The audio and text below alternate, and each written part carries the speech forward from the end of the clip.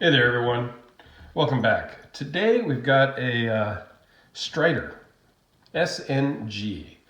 Was loaned in by a good buddy of mine, John, who is a viewer of the channel and a good friend of mine on Facebook and whatnot. He sent me a couple things in the past, so I wanted to talk about the Strider. This is the first time I am ever handling a Strider. I've had it for a few days now. They're kind of one of the quintessential knives, right? I mean, you got the Sabenza, you got a Hinderer, you got the Strider. They're kind of like the core kind of group of knives. You know, you always hear of, knives that have made a difference in the industry. I always thought that the handle shape was always a little goofy to me. So I never really wanted one, never handled one before, and when I was talking to John, he's like, well, I've got one I could send you, whatever. And, Medford just made a new one for Strider. So him and I were talking a lot about that. And he had just gotten that one. So he sent me this one to check out.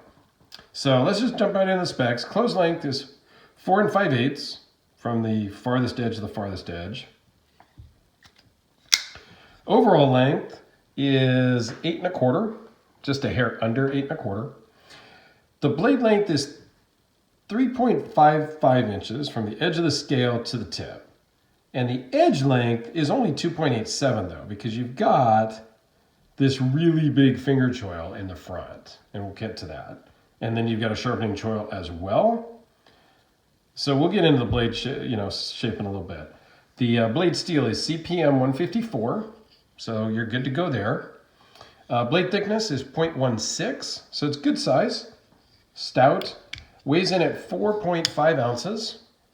This is G10 scale on this side. And the overall thickness is 0.47 minus the clip.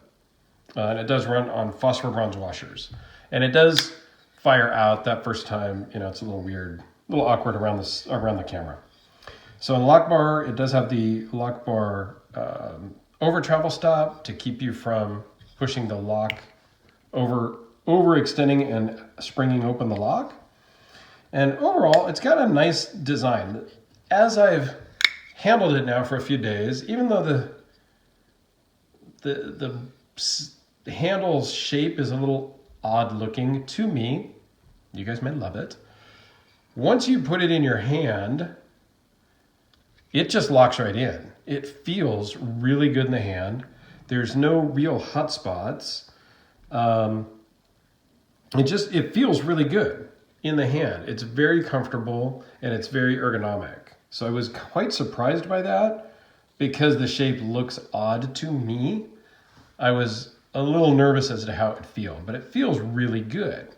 So with this big finger choil, you can really choke up on it. So it feels great here too, but you're losing a lot of blade length, in my opinion. So it's a sub 3-inch edge length. They've got the big finger choil here and then a sharpening choil. I wonder if the edge could have just come all the way back to the finger choil and not had the need for a sharpening choil. I don't know. I mean, what do I know? I'm not a knife designer. But I do like the stonewash on this blade.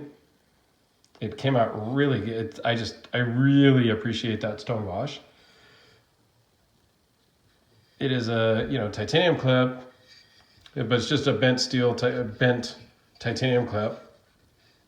What I think is actually kind of cool is the back spacer appears to be just part of the G10 scale.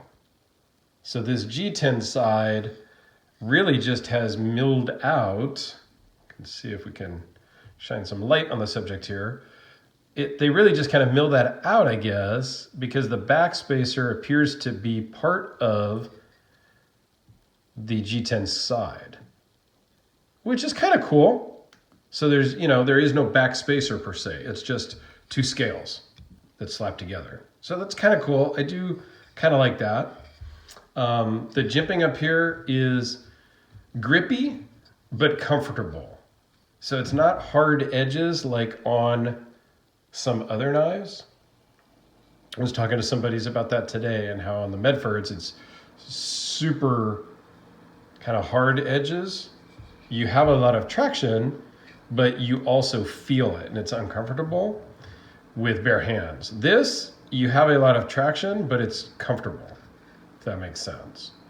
The other thing I really appreciate, and you probably won't be able to see it per se, is that this lock bar cutout is softened.